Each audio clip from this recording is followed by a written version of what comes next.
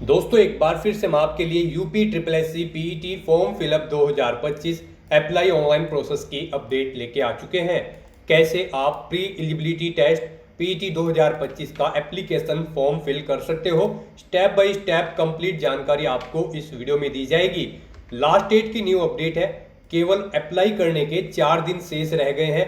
आप जल्द से जल्द अपना फॉर्म अप्लाई कर ले, कहीं मौका हाथ से छूट न जाए। अंतिम समय में आपको किस तरह से अपना फॉर्म अप्लाई करना होगा जिससे कि आपका फॉर्म रिजेक्ट ना हो और आपका फॉर्म सक्सेसफुली सबमिट हो जाए। अप्लाई करते समय आपको कुछ महत्वपूर्ण बातों का भी ध्यान रखना होगा, तभी आपके फॉर्म सक्सेसफुली सबमिट होंगे। और आवेदन करते समय आपको डॉक्यूमेंट्स, फोटोग्राफ, सिग्नेचर कैसे और कितने केबी में अपलोड करने होंगे, कैसे आप अपनी पर्सनल डिटेल दोगे, कैसे यहाँ पर फीस पेमेंट करते हुए रजिस्ट्रेशन से लेकर प्रिंट तक अपना फॉर्म अप्लाई करोगे।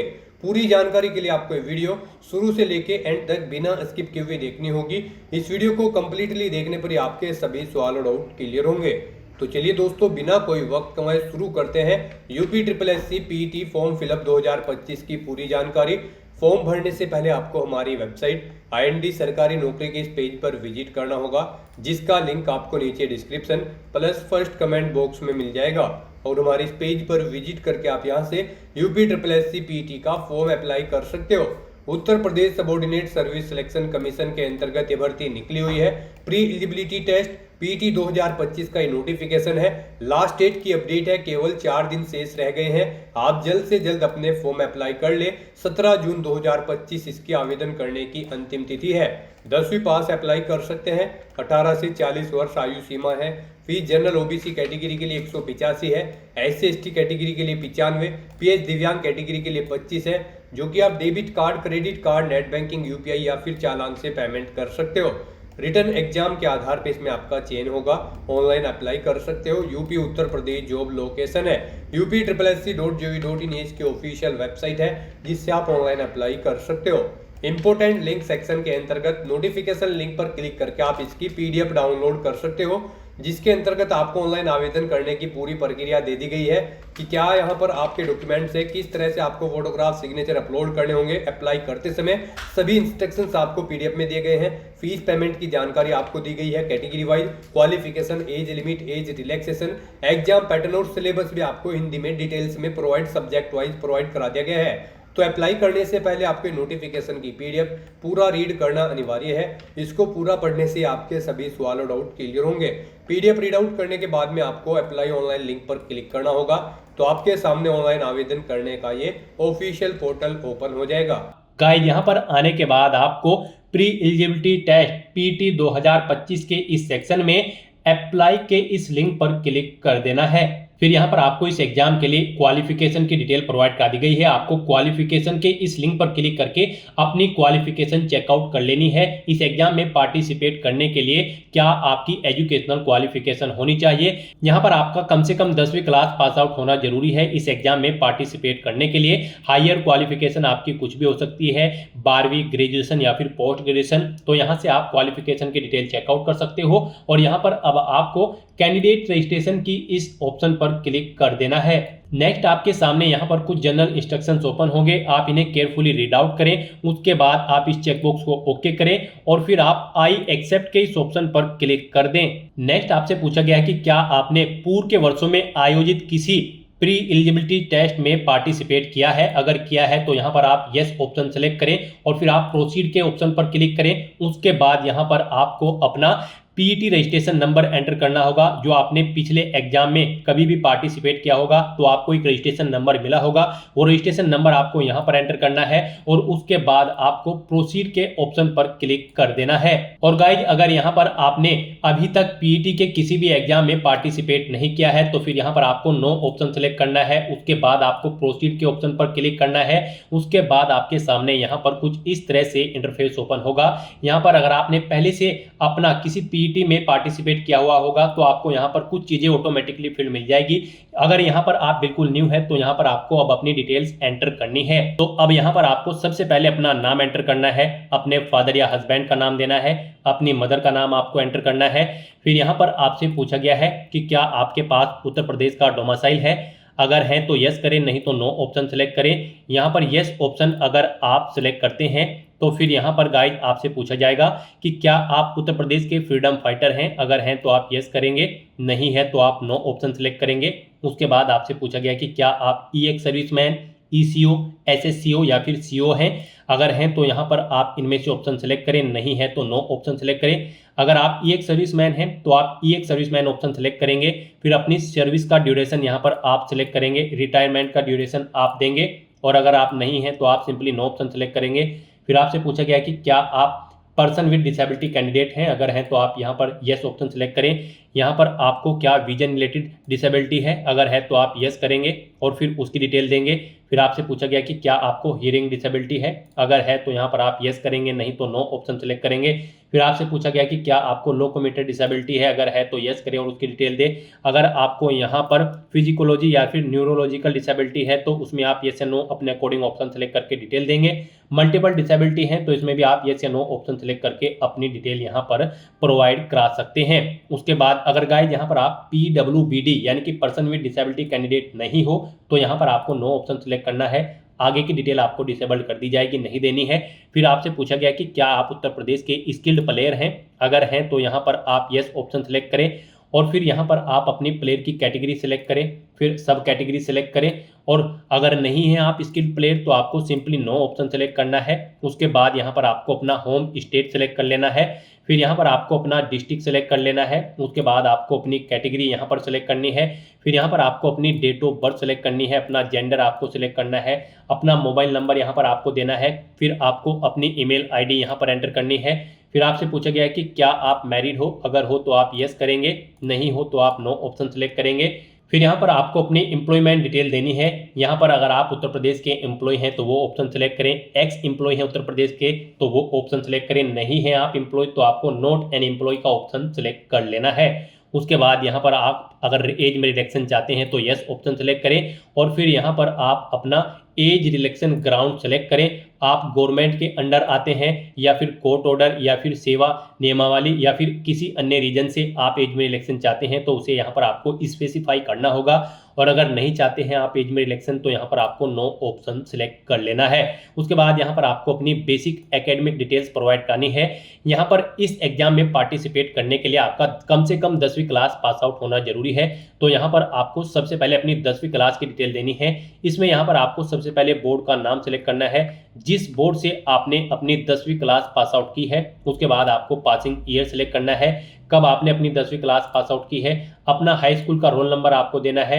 यहाँ पर आपका जो रिजल्ट आया है वो परसेंटेज सिस्टम में है या फिर ग्रेडिंग सिस्टम में, आप अपने अकॉर्डिंग ऑप्शन सेलेक्ट करें। परसेंटेज में अगर है तो फिर आपने कितने मार्क्स ऑब्टेन किए हैं वो यहाँ पर आप एंटर करें। टोटल कितने मार्क्स थे जिसमें से आपने मार्क्स ऑब्टेन किए हैं वो यहाँ पर आप एंटर करें। और फिर यहाँ पर आपसे पूछा गया कि क्या आपने अपनी 12वीं क्लास भी कंप्लीट कर ली है तो आप इस चेकबॉक्स को ओके करेंगे, बोर्ड का नाम सेलेक्ट करेंगे जिससे आपने अपनी 12वीं क्लास पास आउट की है। फिर यहाँ पर आपको पासिंग ईयर सेलेक्ट करना है, अपना 12वीं का रोल नंबर देना है, आपका रिजल्ट परसेंटेज में था या फिर ग्रेड में, आप अपने अकॉर्डिंग ऑप्शन सेलेक्ट करें। फिर यहाँ पर कितने मार्क्स आपने ऑब्टेन किए हैं वो आप एंटर करें। टोटल कितने मार्क्स थे जिसमें से आपने मार्क्स ऑब्टेन किए हैं वो आप एंटर करें। इस तरह से अपनी बेसिक एकेडमिक डिटेल्स आपको यहाँ पर फिल कर देनी है। उसके बाद यहाँ पर अगर आपने कोई एडिशनल क्वालिफिकेशन कर रखी है तो अब यहाँ पर आपको अपनी एडिशनल एकेडमिक डिटेल देनी है, यानी कि अगर आपने ग्रेजुएशन कर रखी है तो आप उसकी डिटेल प्रोवाइड करा सकते हैं, पोस्ट ग्रेजुएशन कर रखी है तो उसकी डिटेल यहाँ पर आप प्रोवाइड करा सकते हैं, ये ऑप्शनल है। अगर आपने की हुई है तो उनकी डिटेल दें, नहीं की हुई है तो आप इस सेक्शन को खाली छोड़ सकते हैं। यहाँ पर ग्रेजुएशन में आपसे पूछा गया है क्या आपने अपनी ग्रेजुएशन कर ली है या इसके समकक्ष कोई डिग्री, तो आपको यहाँ पर यस ऑप्शन सेलेक्ट करना है अगर आपने ग्रेजुएशन कर रखी है। फिर यहाँ पर आपको बोर्ड, इंस्टीट्यूट या फिर यूनिवर्सिटी का नाम देना है जिससे आपने अपनी ग्रेजुएशन या फिर पोस्ट ग्रेजुएशन कंप्लीट कर रखी है। पासिंग ईयर यहाँ पर आपको सिलेक्ट करना है अपनी ग्रेजुएशन का या फिर पोस्ट ग्रेजुएशन का। फिर यहाँ पर आपको अपना रोल नंबर एंटर करना है और फिर आपका जो सर्टिफिकेट है आपका वो आपको कब इशू हुआ है वो डेट आपको सेलेक्ट कर लेनी है, यानी कि रिजल्ट आपको कब इशू हुआ है वो डेट आपको सेलेक्ट कर लेनी है। फिर यहाँ पर आपको बताना है आपका जो रिजल्ट है वो परसेंटेज में था या फिर ग्रेड में, आप अपने अकॉर्डिंग ऑप्शन सेलेक्ट करें। परसेंटेज में अगर है तो आपने कितने मार्क्स ऑब्टेन किए हैं वो आप एंटर करें, टोटल कितने मार्क्स थे वो यहाँ पर आप एंटर करें। इस तरह से यहाँ पर आपको अपनी ग्रेजुएशन या फिर पोस्ट ग्रेजुएशन की डिटेल प्रोवाइड करा देनी है, और अगर आपने नहीं कर रखी है तो बस सिंपली यहाँ पर आपको नो ऑप्शन सेलेक्ट करना होगा। और उसके बाद गाइज आपको ये कैप्चा कोड यहाँ पर एंटर करना है और फिर आपको सबमिट के इस ऑप्शन पर क्लिक कर देना है। नेक्स्ट आपने पीछे जो डिटेल प्रोवाइड कराई है उसका पूरा प्रीव्यू आपको शो कर दिया गया है। यहाँ पर आपका रजिस्ट्रेशन कंप्लीट हो चुका है। आपको एक रजिस्ट्रेशन नंबर प्रोवाइड करा दिया गया है। ये रजिस्ट्रेशन नंबर आपके रजिस्टर्ड मोबाइल नंबर और ईमेल आईडी पर भी सबमिट कर दिया गया है। आपको इसे केयरफुली नोट डाउन करके रख लेना है फ्यूचर यूज के लिए। और यहाँ पर गाइज अब आपको click here to proceed for photo and signature के इस ऑप्शन पर क्लिक करना है।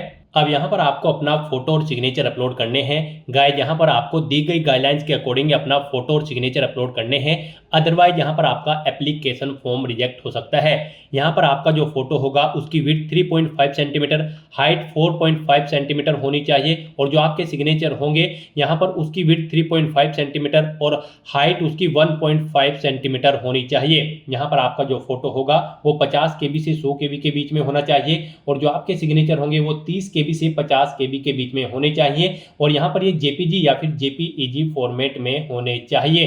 गाइस यहाँ पर अगर आपका फोटो या सिग्नेचर छोटे या फिर बड़े हैं और आप उनके साइज को कम या ज़्यादा करना चाहते हैं तो आप गूगल में जाएं, वहाँ पर टाइप करें इमेज रिसाइजर। आपके सामने मल्टीपल ऑनलाइन वेबसाइट ओपन होगी, वहाँ पर आप अपना फोटो या सिग्नेचर अपलोड करें और उसे अपनी रिक्वायरमेंट के अकॉर्डिंग साइज को सेट कर लें और फिर यहाँ पर आप उसे अपलोड कर दें।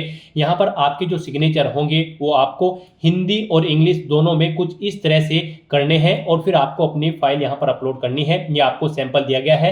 इस तरह से यहाँ पर आपको अपने सिग्नेचर क्रिएट करने हैं और फिर आपको अपने सिग्नेचर की फाइल यहाँ पर आपको अपलोड करनी है। तो यहाँ पर अपना फोटो सिग्नेचर अपलोड करने के लिए आपको सेलेक्ट फोटो के ऑप्शन पर क्लिक करना है, फोटो को सिलेक्ट कर लेना है और उसे यहाँ पर आपको अपलोड कर देना है।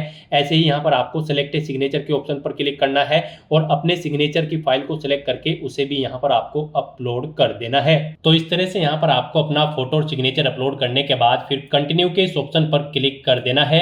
फिर आपको फाइल रिमेनिंग डिटेल्स में इस चेकबॉक्स को ओके करना है। फिर आपने पीछे जो डिटेल प्रोवाइड कराई है उसका प्रीव्यू आपको शो होगा। आपको इस पेज को नीचे स्क्रॉल डाउन करना है और यहाँ पर आपको अब प्रोफेशनल क्वालिफिकेशन में आना है और यहाँ पर आने के बाद आपसे पूछा गया है कि क्या आपने यहाँ पर टेरिटोरियल आर्मी में 2 साल तक सर्व किया है। अगर किया है तो आप यस ऑप्शन सेलेक्ट करें, नहीं किया है तो आप नो ऑप्शन सेलेक्ट कर लेंगे। उसके बाद आपसे पूछा गया है कि क्या आपके पास यहाँ पर एनसीसी का बी सर्टिफिकेट है। अगर है तो आप यस करेंगे और नहीं है तो यहाँ पर आप नो ऑप्शन सेलेक्ट कर लेंगे। उसके बाद यहाँ पर आपको अपने एड्रेस की डिटेल देनी है। यहाँ पर अगर आपको सबसे पहले अपना परमानेंट एड्रेस देना है, इसमें आपको अपना नाम देना है, अपना हाउस नंबर देना है, अपना स्ट्रीट नंबर देना है, अपनी लोकेलिटी यहाँ पर देनी है। स्टेट का नाम आपको ऑटोमेटिकली सिलेक्ट मिल जाएगा। फिर आपको अपना डिस्ट्रिक्ट यहाँ पर सिलेक्ट कर लेना है, पिन कोड देना है और उसके बाद यहाँ पर आपको अपना कोरोस्पोंडेंस मेलिंग एड्रेस देना है। और अगर आपका कोरोस्पोंडेंस एड्रेस आपके परमानेंट एड्रेस के अकॉर्डिंग सेम है तो यहाँ पर आप इस चेकबॉक्स को ओके करेंगे।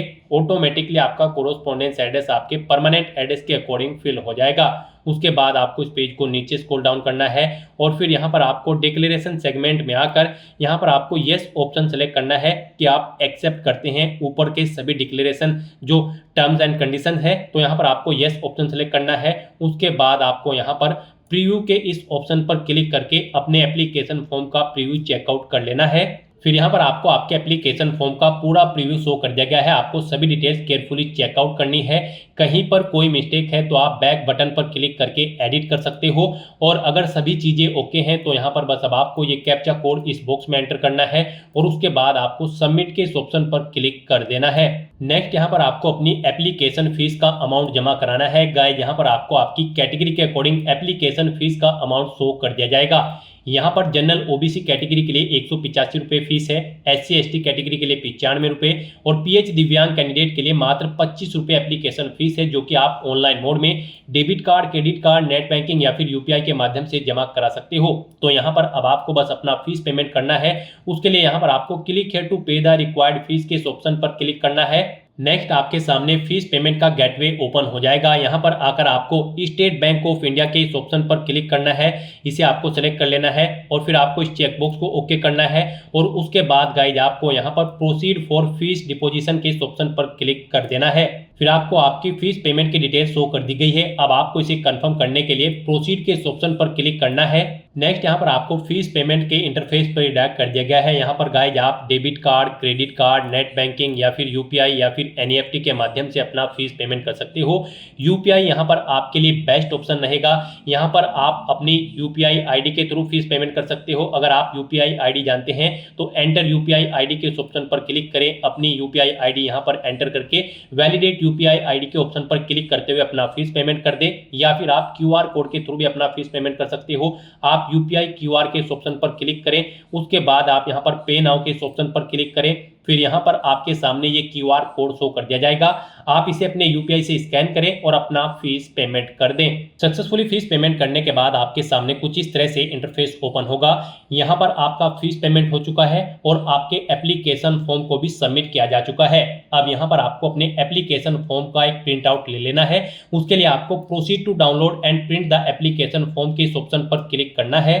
नेक्स्ट आपके सामने कुछ इस तरह से इंटरफेस ओपन होगा। अब यहां पर गाइड आपको प्रिंटर के इस ऑप्शन पर क्लिक करके अपने एप्लीकेशन फॉर्म का एक हार्ड कॉपी प्रिंट आउट ले लेना है, फ्यूचर यूज के लिए, फ्यूचर रेफरेंस के लिए। तो यहाँ पर अब आपके एप्लीकेशन फॉर्म की सभी टास्क कंप्लीट हो चुकी है।